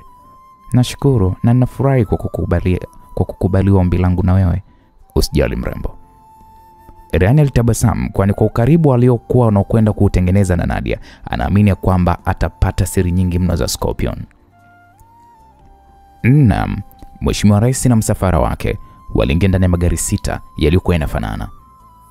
Huku yakiwa na namba binafsi, jambo ambalo hata baadhi ya walinzi walishangaa. Kwa nini rais leo anatumia namba binafsi? Rais alimpigia pale simu Monica, akamuuliza uko wapi? Monica akasema niko Dar es Salaam mkuu. Uko Dar es Salaam wapi? Nipo kwenye nyumba niliyopangisha. Nakuja. Unatoka Dodoma? Nitumie location. Monica alimtumia Mheshimiwa Rais location alipo, na rais akaituma kwa walinzi wake hao ambao wameongozana nao. Kutokana na kwamba wapo kwenye msafara na gari binafsi, wakalazimika kusimama kwenye foleni mara kadhaa mpaka wakafika eneo walipokuwa Monica. Mpuzi kweli. Hii si nyumba ya Ryan. Rais alizungumza huku geti likifunguliwa. Zikaingia gari 2 huku gari zingine zikibaki pale nje. Ndio mkuu. Monica alionekana kutoka ndani ya hilo jengo, akampokea pale rais na wakaingia ndani. Mpenzi, mbona ghafla? Nina wivu. Nilivyosikia upo kwenye nyumba ya Ryan, nilihisi ya kwamba upo naye. Hapana mpenzi. Hii nyumba imetelekezwa kwa muda mrefu sana. Hivyo niliona niifanyie usafi ili niweze kuishi hapo. Monica alizungumza na kumfanya Mheshimiwa Rais kumtazama kwa macho kumdadisi, na kisha akakubaliana na alichokizungumza kwani kilikuwa kina ukweli kabisa. Naamini ya kwamba upo salama hapa. Yaani usalama upo wa kutosha. Ndio mkuu. Sio mkuu. Tunapokuwa mimi na wewe, mazingira kama haya ni mtu na mume wake. Sawa mume wangu. Kwanza nimekumisi sana, unajua nina hamu sana na wewe. Rais alizungumza huku akimvuta Monica karibu yake. Walianza pale kunyonyana. Akamlaza Monica juu ya sofa na kisha akakipandisha kigauni chake juu. Alianza pale kumpatia dozi haraka haraka. Rais hakumaliza hata dakika 10 akafika pale mshindo akamaliza ile mechi. Leo mbona haraka mpenzi? Nilikuwa na hamu sana. Unajua toka tukutane siku ile sikuwahi kabisa kufanya mapenzi. Kweli? Ndio. Kwa unataka kuniambia hujampatia utamu mke wako? Kashazeeka bwana. Na mambo yalivyokuwa mengi, kila mtu anaendelea pale na 50 zake. I say? Okay. Aka kajumba kazuri. Nimekapenda kwa kweli. Najua ujio wako hapa Dar es Salaam si kwa ajili ya kwangu mimi mwenyewe. Rais alikaa kimya kwa sekunde huku akimtazama Monica usoni mwake. Kuna vijana wangu nimewaandaa, kuna kazi maalum inabidi waifanye. Kazi gani? Rais alimtazama Monica huku moyo wake ukiwa na mashaka kumpatia taarifa hiyo Monica, kwani anajua ya kwamba mtoto wa Monica babu yake ni Ghost. Usijali. Ni kazi yangu binafsi, ikishakamilika nitakwambia. Sawa mpenzi, basi acha mimi nikuandalie chakula au tukaoge kwanza? Bora tukaoge kwanza. Sawa. Walipandisha ngazi na kuelekea gorofani huku Monica akiwa anaendelea kudadisi ni kazi gani hiyo ambayo rais imemleta Dar es Salaam.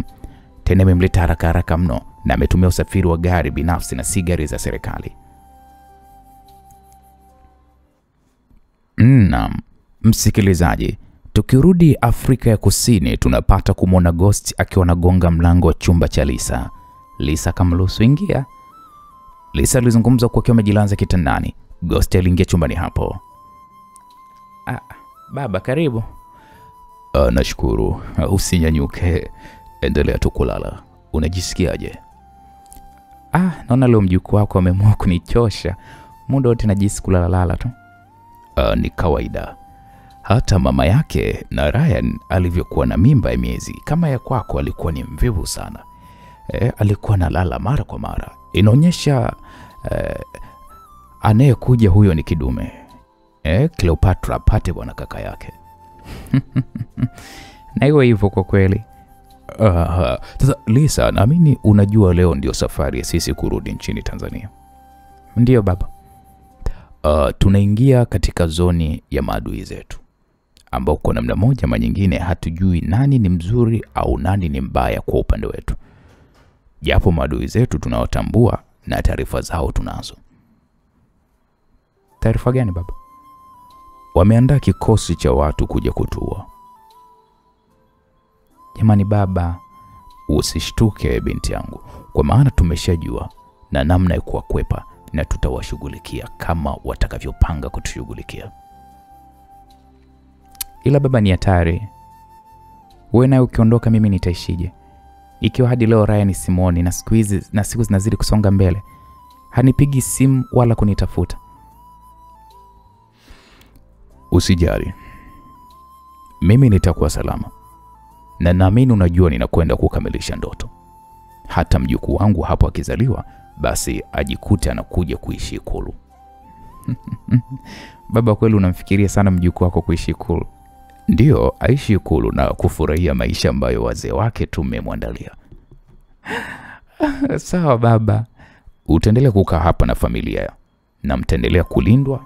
Chochote mtakachoweza kuhitaji mtapatiwa kwa wakati sahihi na hakuna mabadiliko yoyote. Kikubwa ujitunze, usiwe na mawazo yatakayoweza kuathiri ujauzito wako. Daktari wako na ataendelea kukuhudumia kadiri hali yako itapozidi kuendelea. Sawa baba.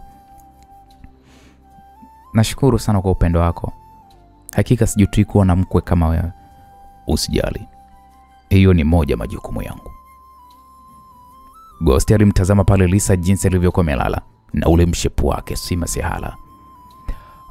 Acha mimi nikamalizia pale kujiandaa. Tutawasiliana nitakapofika nchini Tanzania. Sawa baba, niwatakie tu safari njema na Mwenyezi Mungu pia apate kuwatangulia katika safari yenu. Amina. Naam. Kweli Ghost akamuinamia pale Lisa na akambusu shavuni mwake na kisha akatoka chumbani hapo. Msikilizaji, kwa upande wa pili tunapata kumwona Rozi akizungumza kwa kumwambia mkuu wake Nadia kwamba mkuu, kuna simu yako kutoka kwa mama. Rozi alizungumza kwa kimkabidhi Nadia simu. Leo upo jikoni unapika mwanangu? Ndiyo mama, kuna mgeni wangu anakuja kunitembelea. Usiniambie ni mwanaume. Jamani mama, kwani wageni lazima wawe wanaume tu? Haya, kuwa makini kwa maana unajua kabisa anayoyafanya baba yako.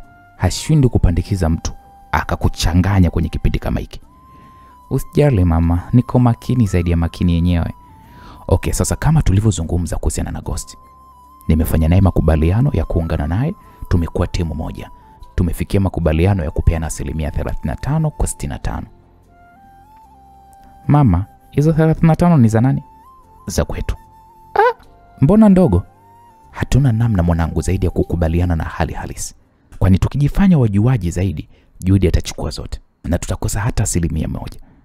Ghost anaingia nchini Tanzania saa 6 usiku ila kuna watu ambao rais amepanga wakamue Ghost. Kwa ninachokihitaji watu hao, wewe na timu yako, mwashughulikie kabla hujafika eneo la tukio usiku huu. Ninakutumia eneo walipokuwa na picha zao. Okay, sawa mama. Nadia alijibu kinyonge, kwani tayari alishajipanga kwa ajili ya kumkaribisha Ryan nyumbani kwake, ila hana namna zaidi ya kuweza kusitisha mwaliko huo na kushughulikia kazi iliyopo mbele yake. Nadia akakata ile simu, alitoka hapo jikoni na huku akiwa anatazama email iliyokuwa imetumwa picha za watu 15 waliokuwa wameandaliwa kufanya mauaji ya Ghost. Huku katika email hiyo ikionyesha ni wapi walipokuwa wanakutana ili kupanga mikakati hiyo.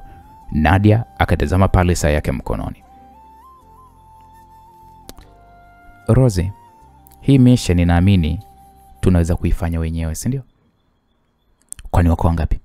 15. Wapo Mbezi Beach kwa Zenda.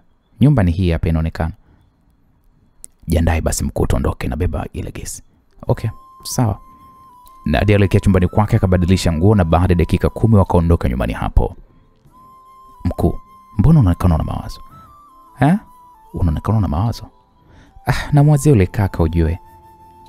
Tena ikiwezekana mpigie simu mwambie kabisa kuna dharura ili akili iwe katika kazi mkuu. Alafu kweli ujue sijampigia simu Nadia alitafuta namba ya Ryan na kisha akampigia. Ndio mrembo. Samahani dia, unajua kumetokea dharura hivyo sitaweza kufika. Usiwe na shaka. Hata siku nyingine pia tutapanga. Nashukuru, ila samahani sana nimekusumbua. Wala usijali, kuwa na amani. Nadia alikata simu na kisha kairudisha mfukoni. Boss, ndio Rose. Naweza nikakushauri? Bila shaka Rose. Naomba tumfanye upelelezi yule kijana. Mimi naomba kazi hiyo tumpatie msichana wetu mmoja kabla ya kuweza kujitoa chambo na kuwa naye kwenye mahusiano. Inaonekana una mashaka naye makubwa sana, yani moyo wangu yani moyo wangu hautaki kumwamini yule kaka. Okay, ngoja tuone. Wakafika kwenye hiyo nyumba waliokuwa wanakwenda kuivamia. Rose akafungua lock za milango ya nyuma na akaingia kijana wao ambaye ni mpelelezi na anafanya kazi katika idara ya kumlinda rais. Akawasalimia. Yule jamaa akasema bado wako ndani. Mpo nyinyi wawili tu? Watu waliomo ndani ni hatari. Wana uwezo wa hali ya juu na wengi wao ni special force wa Kimarekani walioachana na vitengo vya kijasusi vya Kimarekani. Sidhani kama kwa uchache wenu mnaweza kuwahimili. Rudi kwenye position yako. Nadia alizungumza na jamaa huyo. Alishuka ndani ya gari na kuondoka. Rose na Nadia wakashuka ndani ya gari na kufungua pale buti. Wakatoa droni yenye mtungi mdogo wa sumu kali mno ambayo ukivuta tu ndani ya sekunde 5 hapo hapo unaiaga dunia. Rose akaiwasha droni hiyo na kuanza pale kuiendesha kwa kupitia simu yake. Kuwa makini wasiweze kuisikia, Nadia alizungumza na taratibu. Rose alishusha droni hiyo karibu kabisa na dirisha na kuwaona wanaume hao walikuwa wakijiandaa kwa kazi iliyokuwa mbele yao. Taratibu akafungulia mtungi huo wa gesi ya sumu na kisha kaizungusha kila chumba. Wanaume hao walianza pale kuanguka mmoja baada mwingine. Rose akawa anaitembeza hiyo droni chumba kimoja baada kingine, na wengine waliokuwa vyumbani nao pia walianza kuanguka na kufariki dunia. Wakavaa pale maski maalum za kuzuia gesi ya sumu ambazo zinafunika uso mzima. Rose akairudisha droni hiyo eneo sehemu walipo, wakaiweka ndani ya gari na kisha wakachoma pale bastola zao. Rose akaruka ukuta wa nyumba hiyo akazama ndani. Alimfungulia geti Nadia aliyekuwa anaingia ndani hapo. Wakafunga pale viwambo vya kuzuia sauti katika bastola zao. Wakaingia kwa tahadhari kubwa mno ndani ya nyumba hiyo. Wakakagua maiti moja baada nyingine huku wakiwa wanazipiga picha. Wangapi? Aliuliza Nadia. Wapo 16. Rose alijibu mara baada ya kuona idadi ya wauaji ni kubwa tofauti na ile walivyokuwa wameelekezwa. Okay, tutapatiwa details za kila mmoja, tuondoke. Walitoka ndani ya nyumba, wakaingia ndani ya gari na kuondoka huku akivua zile maski zao walizokuwa wamezivaa usoni kwa ajili ya kuzuia ile sumu ya hewa. Nadia akazituma picha hizo za hao wanaume walikuwa wamekufa. Picha hizo alizituma kwa mama yake. Kazi imeisha mama. Safi, hongereni. Asante. Kuna huyo jamaa wa 16 sijui ni nani. Huyu ni mpambe wa rais. Basi naye ameenda na maji. Mbona hawana majeraha? Tumetumia gesi mama ya sumu. Kuweni makini kwa sababu hizo silaha za gesi bado sijapanga kabisa kuzitumia. Sitaki ziishi haraka kwa watu kama hawa wasiokuwa na maana. Usijali mama, ni kwa hawa tu, kwa maana ya kwamba hatakuwa na jinsi nyingine ya kufanya zaidi tu ya kuwashughulikia katika namna hiyo. Okay, sawa, nimekuelewa. Akti kama hakuna kilichotokea. Hakuna kama, yani akti kama hakuna unachokijua. Sawa mama. Wasalimie madogo hao. Usijali, salamu zimefika mwanangu. Nadia alikata simu na kisha wakaendelea na safari ya kurudi katika nyumba waliokuwa wanaishi. Naam, msikilizaji. Rani alionekana kufikiria kwa muda mara baada ya kupata taarifa kutoka kwa Nadia ya kusitisha kukutana. Alifungua pale sanduku lake ambalo lilikuwa lina nguo za kininja pamoja na vifaa vyake. Kitambo sana kuzivaa hizo nguo. Akazitoa nguo hizo na kisha akaziweka katika begi la mgongoni. Akaubeba pale upanga uliokuwa katika briefcase maalum. Akatoka chumbani kwake na kuelekea lilipokuwa gari yake. Kabla hajaliwasha gari, akamwona Mama Flora akiwa na mlinzi wake wakitoka ndani ya hoteli hiyo. Rani akaguna, wewe umekuja kufanya nini huko? Rani alijiuliza huku akimtazama jinsi anavyofunguliwa pale mlango na kuingia ndani ya gari. Taratibu walianza kuondoka eneo hilo. Rani akawasha gari lake na kuanza kumfuatilia kwa umakini mno. Hao mbona wanarudi Ikulu? Rani alizungumza pindi alipolishuhudia gari hiyo kwa mbali ikiingia kwenye geti kuu la Ikulu. Rani akageuza gari lake na kuelekea ilipokuwa nyumba yake. Rani aliguna, na hii ni mara baada ya kuona wanausalama wakiwa wengi mno katika huo mtaa. Ina maana rais yuko mtaa huu? Rani alizungumza huku akiingia mtaa mwingine ambao anajua njia ya siri ambayo inaingia ndani ya nyumba yake. Akasimamisha gari mbali kidogo na eneo ilipokuwa chemba ambayo kwa juu ilikuwa ina mfuniko wa zege. Rani akavua pale nguo zake na akavaa nguo za kininja ambazo alipewa na Eddie. Bwana, hizo nguo mara mwisho kuzivaa ni muda kidogo, na akizivaa Bwana Rani akabeba silaha zake na kisha akashuka ndani ya gari. Akatembea kwa kasi mpaka kwenye chemba hiyo. Akaufungua mfuniko huo. Akashuka kwa ngazi za chuma na kisha akafunika ule mfuniko huo na kisha akaendelea kushuka hadi chini kabisa. Aliwasha tochi ndogo yenye mwanga mkali kwa maana ya kwamba ndani ya eneo hilo lilokuwa ameingia kulikuwa kuna giza totoro. Akatembea hadi katika mlango wa chuma kizito kweli kweli. Hapo ndipo pa kuingilia ndani, sehemu ambapo kuna vyumba viwili vilivyokuwa chini ya ardhi katika nyumba yake. Akaingiza pale namba za siri katika mlango huo na kweli ukafunguka huo mlango wa chuma.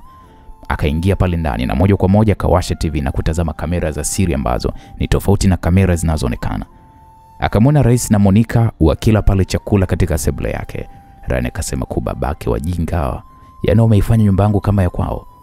Rani alizungumza huku akiminya pale kitufe cha kuruhusu kusikia sauti ya kila wanachokizungumza.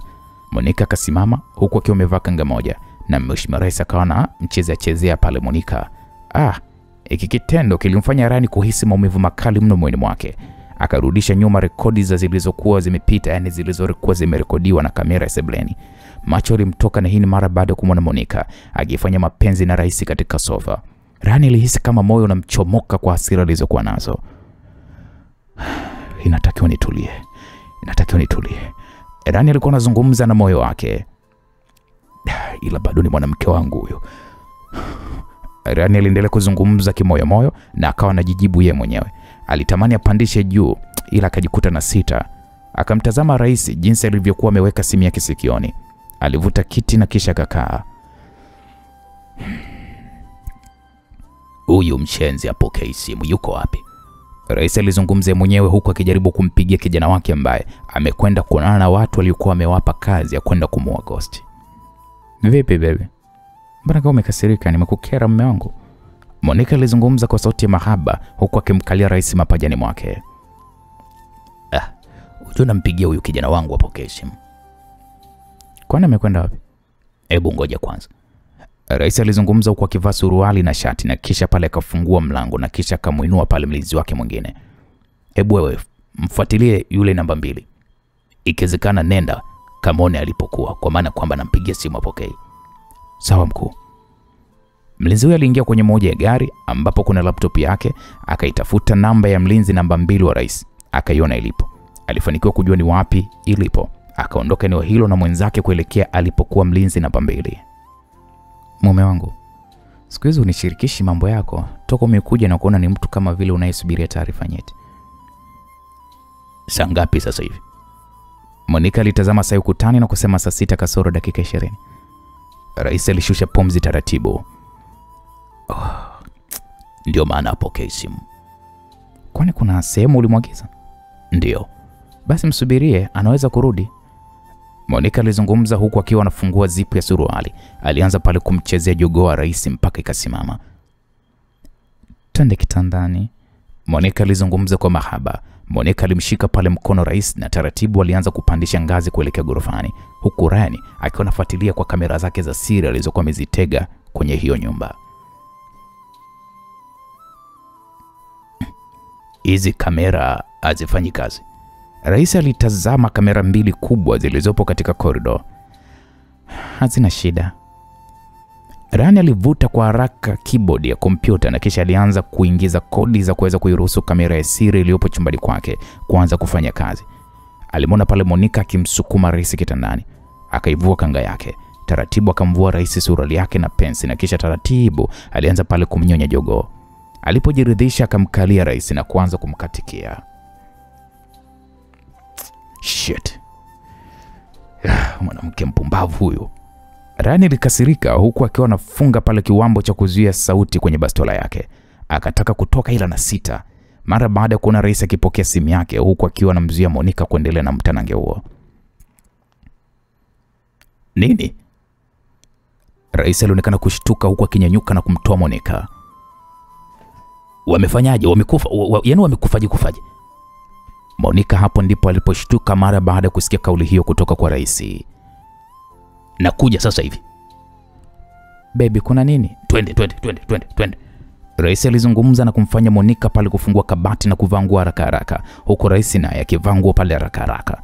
Wakatoka nje na kuingia kwenye moja ya gari. Wakaondoka nyumbani hapo huku wakiwa wameongozana na walinzi wao. Hao puzi wanakwenda wapi?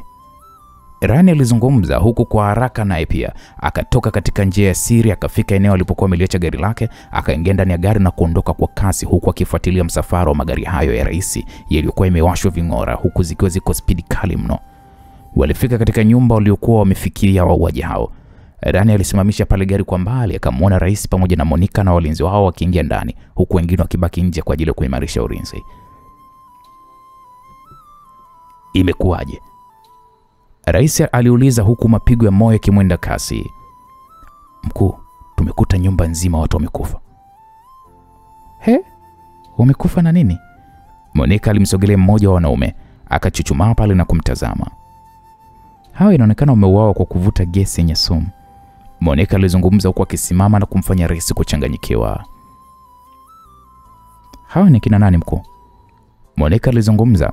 Rais akamtazama kwa macho makali Monica na kisha akatoka ndani hapo na kisha akaingia ndani ya gari huku Monica akiwa anamfuata na yeye akaingia. Hebu tupishe. Rais alimwambia dereva wake, akashuka dereva na kuacha wawili ndani ya hiyo gari. Niambie mpenzi, ni kina nani wale? Rais akajifikiria kwa sekunde kadhaa na kisha akasema, iko hivi. Uliona taarifa za Ghost ya kutangaza kwake kuja nchini Tanzania na kugombania urais? Ndio. Ghost anakuja leo nchini Tanzania. Tena kwa ndege binafsi. Saa 6 ndo anaingia nchini Tanzania. Niliwapa jukumu hawa kumteka Ghost na kumuua. Kijana wangu ndo alikuwa anaongoza operation hiyo. Ila kama unavyoona kila kitu kimekwenda nje ya mpango. Sasa mpenzi wangu, mambo kama hayo kwani usinishirikishe? Sasa hivi sio wakati wa kuweza kulaumiana. Ni tuangalie ni namna gani tunaweza kumzuia Ghost kuingia nchini Tanzania. Monica akamtazama rais kwa sekunde kadhaa. Mimi nina wazo. Wazo gani? Tuondoke eneo hili, sio salama kwa wewe kuweza kuonekana. Alafu nitakwambia nini cha kufanya. Monica alizungumza kwa kujiamini na kisha kambusu pale rais shavuni mwake na kisha wakaondoka hilo eneo. Wakaipita gari ya Ryan alikuwa ameilaza siti ile isionekane. Wakatokomea na kumfanya Ryan taratibu kunyanyuka na taratibu akawasha gari na kuanza kupita taratibu mbele nyumba hiyo, ila hakuweza kupata chochote. Lazima nitambue ni kitu gani kinachoendelea. Ryan alizungumza huku akienda mbali kidogo na nyumba hiyo na kisha akasimamisha pale gari pembezoni mwa barabara huku akiwa anazipisha gari 4 za askari polisi zikipita na kusimama katika eneo la nyumba hiyo. Baada ya muda akashuhudia pale miili ya watu ikitolewa na kisha ikaingizwa ndani ya gari hizo za polisi. Maiti? Ryan alizungumza huku akiendelea kudadis. Simu yake ilianza kuita. Alitazama kwa sekunde kadhaa na kisha akaipokea na akakaa kimya. Ryan, habari yako? Salama mkuu, shikamoo. Marahaba. Baadhi ya wapelelezi wangu wamenifahamisha ya kwamba Ghost ameingia nchini Tanzania. Nahitaji ufuatilie hilo na ikiwezekana unipatie ripoti. Sawa mkuu, hamna shida. Ryan, ndio mkuu. Kama unahisi ni jukumu zito kwako niambie. Nilikatishe kwa maana kwamba huyo ni baba yako. Hapana mkuu, nitalifanyia kazi. Na kama angekuwa ni babangu, asingepanga kuniua. Sawa. Kuwa makini. Asante. Ryan alikata simu ya Eddie na kisha taratibu akaondoka eneo hilo, kwani taarifa ya baba yake kuingia nchini Tanzania sio ngeni kwake na anaifahamu vizuri kabisa. Naam, kwa upande wa pili tunapata kumwona Rais akiuliza huku akimtazama Monica usoni mwake. Niambie, mpango wako ni upi? Mpango wa kwanza ni usalama wako. Lazima uondoke jijini Dar es Salaam. Hayo mengine tutajadili tukiwa tuko ndani ya ndege. Kuondoka Dar es Salaam bila kumpata huyu mshenzi, hiyo ni aibu. Bora iwe ni aibu kuliko kufia hapa. Ukiachana mahusiano kati yetu, ila kitu kingine na jukumu la kuweza kuyalinda maisha yako. Ni nani mwingine ambaye ulimshirikisha ile swala? Ni mlinzi wangu ambaye naye pia ni marehemu. Ona sasa, kama ni mpango wa nyinyi wawili, niambie ni nani ameweza kuvujisha siri hiyo hadi mhusika mkuu naye pia amekufa. Hapo Rais alikaa kimya. Monica akasema, inakupasa kuwa makini sana. Ishu kama hizi zinazohusiana na usalama wa nchi lazima unishirikishe. Sawa, Ghost tunamchukulia kama adui, lakini naona sasa watu wameuawa na sumu. Je, wewe watakuwa na nini? Sijapenda kwa kweli. Hapa tunapambana sijui na Eddie ambaye hata haijaisha hata wiki 3 watu wa mtaa mzima walifariki dunia. Leo watu wameuawa kwenye nyumba nzima. Muda mwingine tuachie vyombo vya usalama vifanye kazi yake na sio kukurupuka. Nimekuelewa. Waambie ndege iwe tayari, tunarudi Dodoma. Sawa mheshimiwa. Walifika uwanja wa ndege. Nahitaji kuweza kuona rekodi za abiria walioingia kuanzia saa 6 usiku. Rais alizungumza kabla kushuka ndani ya gari. Kama ni rekodi zinaweza kutumwa, tuingie ndani ya ndege. Monica alizungumza kwa msisitizo na kumfanya Rais asiwe na pingamizi. Waliingia ndani ya ndege na kisha ikaondoka jijini Dar es Salaam. Simu ya Rais ilianza kuita na kumfanya Monica aliyekaa naye ndani ya ofisi yake kumtazama. Ni nani huyo? Makamu wa Rais. Pokea na weka loudspeaker. Monica alizungumza huku akisimama na kufunga pale mlango wa ofisi hiyo kwa ndani. Yes, hello. Sasa wewe ndugu yangu, nimesikia umekuja Dar es Salaam na umeondoka bila hata hujanijulisha. Nilikuwa nina biashara binafsi. Kwema? Kwema ndugu yangu, nilitaka kulitambua hilo tu. Okay, sawa, kuna shaka, tutawasiliana asubuhi. Sawa mkuu. Rais alikata simu. Nikwambie jambo. Ndiyo Monica. Kuanzia sasa hivi usimwamini mtu yote. Maisha yako yako hatarini, na kama ni kufa basi unaweza kufa wakati wowote. Monica, unajua nina hofu kweli ya kifo. Na ndio maana nimekuambia usimwamini mtu yote. Sawa, mimi nitakuamini wewe peke yako. Na kuanzia sasa hivi nakuomba wewe uwe ni mmoja wa walinzi wangu. Usijali kwenye hilo. Monica alitabasamu kimoyo, kwani kitu alichokuwa na kihitaji sasa ndo anakwenda kukipata. Dokta, inachukua muda gani kukaa sawa? Naam, alikuwa ni Flora. Alimuuliza daktari aliyempachika ngozi ya bandia iliyobadilisha sura yake kabisa. Dokta akamwambia ndani ya masaa 2 kila kitu kitakuwa sawa. Okay, sawa dokta. Simu ya Flora ilianza kuita. Alitoa ndani pochi yake na kuitazama. Akaipokea. Ndio baba. Hivi unatambua kwamba jamaa alikuja Dar es Salaam na alikuwa na mpango wa kuweza kumua Ghost, na mpango umebuma? Umebumaje? Watu walopanga kwenda kutekeleza hilo shambulizi wameuawa kwa gesi ya sumu, tena wakiwa katika nyumba waliokuwa wamekutana na mlinzi wake yule mweusi. Sasa nani amehusika? Hata mimi sitambui aise. Kuna mkono wa mtu hapo baba. Inawezekana. Ila kwa pigo hilo ni lazima atakuwa amepagawa, na naamini sasa mpango wako unaweza kuupeleka kwa haraka sana ili kumuondolea mbali. Hiko ndicho nilichokuwa ninakifikiria. Hao watu wako mwanangu Flora, unaweza kuwapata ndani ya muda gani? Inabidi kwenda China kabisa kuonana nao, kwa maana hawapatikani kwa simu. So, ni kuandalia private jet au tiketi ya kawaida? Tiketi ya kawaida tu, na ikiwezekana hata niondoke saa 2 asubuhi. Okay, sawa. Daktari ameshanitumia picha za muonekano wako wa sasa. Nitaagiza upatiwe hati yako mpya kusafiria. Sawa baba. Makamu wa rais alikata simu huku akimtazama mke wake aliyekuwa anaingia ndani ya chumba chao. Akamuuliza, wewe umetoka wapi muda huu? Jamani, ikulu ni kubwa. Nilikuwa sehemu ninapunguza mawazo. Kwa hiyo ulivyotoka na mlinzi wako unahisi kwamba mimi sijui? Hata ukijua kwani inapunguza nini? Na inakuongezea nini? Unasemaje wewe mwanamke? Hebu niache bwana uko. Mke wa makamu wa rais alizungumza huku akivua nguo zake na kuingia bafuni. Wewe nakwambia tu dawa yako inachemka. Wewe mimi nakwambia nitakunyosha.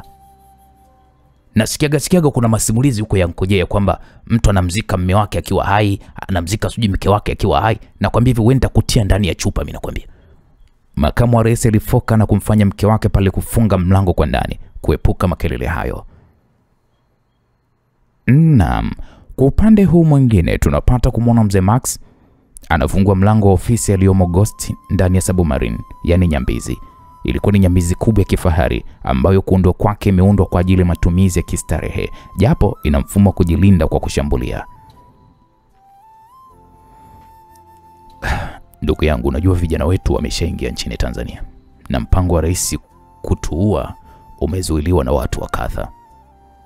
Mzee Max alizungumza huku akiwa amejawa na furaha kweli kweli. Ghost akasema, "Ise, kwa hiyo huyu mama yuko upande wetu, si ndio?" Naweza nikasema hivyo, ila inatupasa kuwa makini sana. Na nimefikiria wazo moja. Wazo gani Max? Unajua Ghost, Submarine yetu hainaswi na satellite za nchi yote. Unaonaje ukiwa nchini Tanzania makazi yako makuu yawe ndani ya hii Submarine? Unajua ni wazo zuri na mimi nilikuwa ninalifikiria. Ila kwa mfano tunakwenda kwenye kikao ambacho hakipo pembezoni mwa bahari. Ghost, vijana wetu wako vizuri, wataendelea kutulinda. Hivi umefikiri nini kuhusiana na Ryan? Swali la Ghost unajua lilimfanya mzee Max kwanza akae kwenye moja ya sofa huku akimtazama Ghost usoni mwake. Kwa maana ya kwamba unajua tumemkosa na hatujui hadi sasa hivi yuko wapi. Najaribu kuwaza endapo atakuwa nchini Tanzania, maisha yetu ndani ya nchi hiyo yatakuwaje? Kwa maana Ryan ni kijana wako na wewe ndio ulompeleka kwa watu huko wapi sijui, wakampa ujuzi aliokuwa nao na mwisho siku limekuwa jini bwana. Max itakuwaje? Ghost, unajua kinachoniumiza kichwa zaidi ni kwamba Ryan anashirikiana na Eddie. Hapo ndipo kichwa kinaponiuma. Hivi hajawahi kuwasiliana na mke wake kweli? Tumedukua simu ya mke wake ila hata siku moja hajawahi kumpigia. Ila kutokana na mke wake yuko mikononi mwangu, sina mashaka naye.